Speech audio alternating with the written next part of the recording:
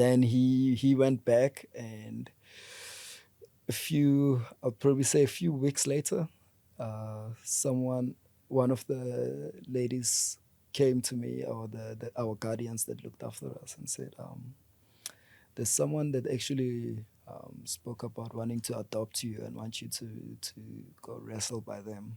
He's a Russian coach, Wow. and he's gonna get someone else to adopt you, because of course he still had his Russian Citizenship and passport. so he couldn't go on with adoptions, but he was able to find someone to do that. And my current family that I live with, or that adopted me, Afrikaans family, very, very, very nice and loving, and very traditional family, which was quite nice. So that's why, sorry, just to cut that's why that stigma, look, that stigma of racism for me, it's very hard to see, like, because these are very traditional Afrikaans people that adopted me, and they saw no race or no color on that. It's for me beautiful. It But is. yeah, anyways, going back to Sorry, can I ask you? that, So you yeah. still stay with the same family that Yes, I adopted still you? with them. I see them almost every second weekend or whenever, which is quite nice. And yeah, At what definitely. age did they adopt you?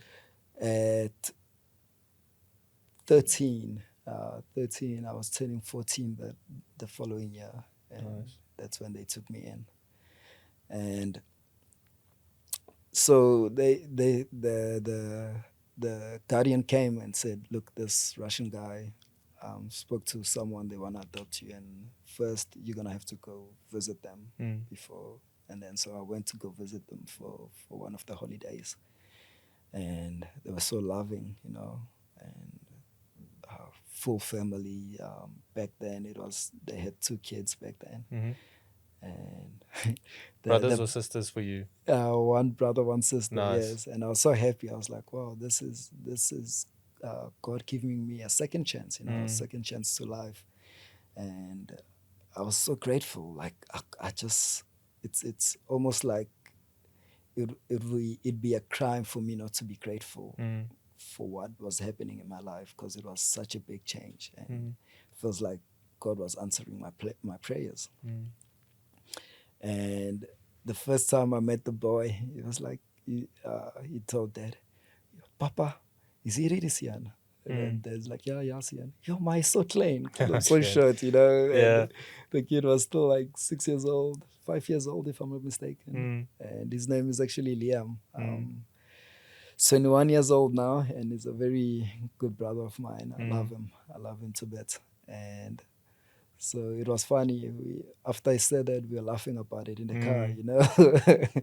And I'm sure at the time you were a little bit annoyed, but now it's something nice to look back at. yes, yeah. So yeah, the thing is, when he said it, or when my dad told me, he said it as a joke, which made it, Calm the because I mood. think, yeah, Okay. it feels like sometimes things are said and they come out bad. Right. But when it said that, it was just funny, and we just laughed about it. And like the fact that he took that situation and made it easy for me to get comfortable with them. And yeah, and I lived with them for a few weeks, and I was quite happy. And and then all the paperwork and everything had to go through, and then I lived with them that following year. And it was such a big change in my life, different environment and everything else. And I did promise myself then, whatever I do, I have to try. I have to do it to the best ability, because I believe, I've seen a lot of talented kids in the orphanage, that didn't have the same opportunity as I have, and I think it's very disrespectful for me not to live to my true potential. And I believe that if anything that I had won in life, I had won the lotto of the orphanage. Any kid that gets adopted or gets to live with a family gets a second chance to live with a family. 100%. That's a lottery to anyone, and I believe I won a lottery for that, and I'm forever grateful for it. Hey guys, if you enjoyed that clip, I've got another one for you over here and over here. Please don't forget to subscribe over here and have a look at my other socials down in the description box below. Thanks for watching.